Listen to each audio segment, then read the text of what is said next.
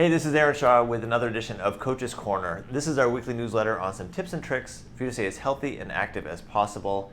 And today I do want to talk about that healthy and active as possible, really diving into the health and the injuries that happen when we train and the injuries that happen when we're doing exercise. So it is, I hate to say it's inevitable, but it pretty much is. If you're really going to consistently exercise and consistently train, whether you're playing soccer, whether you're a runner, whether you want to lift weights, whether you want to spend long days in the garden doing activities, or any of these activities that are going to be physically demanding, sooner or later you are going to feel a twinge, a snap, crackle, pop, an ache or a pain, some throbbing, some discomfort in some of your joints or your tendons, your back or your neck or your elbows, whatever it's going to be, is going to happen, guaranteed. So with that, we have to understand that there's a spectrum of aches and pains. We know the aches and pains or the delayed onset muscle soreness after doing an activity where your muscles feel kind of sore. We may call that good pain, kind of that, feels like you did something, but it goes away in 24 hours, maybe 48 hours at the most. But then there's a different type of discomfort. Sometimes it's a sudden onset. Sometimes it is, it can be from a traumatic event, like if you actually trip and fall. Or it can be something that kind of sneaks up on you, and what you think is just a regular, muscle soreness becomes kind of a tendon, really kind of point specific in a certain area, really close to your joint, for example. And these should be red flags. And one of the things that I find with a lot of our clients, and I will put myself into this category, is that we can be pretty good at ignoring some of those aches and pains, ignoring some of those signals that your body is saying, hey, hang on a second, the tissue's been overloaded, the tissue's been damaged, and it's not quite recovered yet. And sometimes, again, I'm a great example of this, I'll push on through that and then end up regretting it for the next 6 or 8 weeks as I've really kind of flared up a tendon. And it's doing ourselves a disservice. Perhaps it's human nature, perhaps it's the way we're wired. But the way to really get over this hump, get over those aches and pains, and to kind of stay on track is to get assessed by a physical therapist or an occupational therapist or some medical professional when you have one of these pains that after 24 to 48 hours does not go away. Again, or if you have a certain sudden onset of discomfort, you have to get it checked out. It is not worth pushing through, thinking that it's just going to magically go away and everything's going to be fine.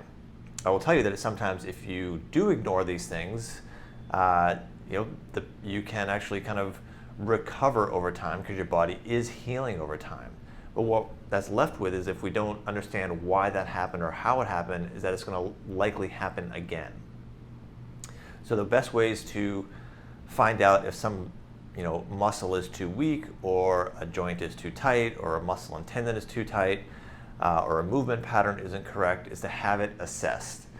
And 9 times out of 10, when extra people come in and we can have a therapist assess early, it's a one visit and it's done. It's just clean up the way you're moving this thing, take a little bit of time off, or strengthen this muscle, or integrate this exercise into your program, and then you're good to go. I can tell you, I'm recording this today on a day when one of my beloved clients has what sounds like some plantar fasciitis in his foot. Came on suddenly sometime late last week or over the weekend perhaps. I have yet to find out the details of it. But it is imperative that this condition and others like it get assessed as soon as possible, because until then, everything's a risk. So what I'm not going to be sure of is how far hard can we push, what demands can we expect, when do we need to kind of taper back, and we really need the expertise of a therapist to figure that out. So in conclusion, hopefully as you're watching this, you have no aches and pains, things feel beautiful and amazing, and that is awesome. If you have this little thing that kind of lingers, or if you know that something occasionally, an ache or pain, crops up occasionally in the same area, please come in for an assessment with a PT or an OT. Really find out what the cause is, so we can kind of clean it off the plate, and we're not left in the future, in a month from now, with the same condition that flares up, and if it could, really kind of knock you out for months at a time. So I always, the joke here is that there's nothing that we can't make worse. And certainly, if you have a tendon that's irritated or a tendon that is damaged to some degree, it's not hard to make it a lot worse. And despite the fact trying to push through and understanding that we need to put some stress across this tendon for it to heal, without having a really explicit understanding between you and a medical professional and like what that looks like and really tracking how things change over time, it's really easy to just really make it blow up and make it a really long-term problem. So your health is the most important thing to us. Health, happiness, vitality, resilience, this is what we're all about here.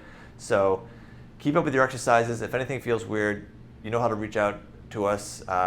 It's worth one quick check-in for any lingering aches and pains. Our intent is not to hurt you, of course. So if something doesn't feel right, reach out to us. And until then, keep up with your program, and we're here for you, and I look forward to talking to you guys soon.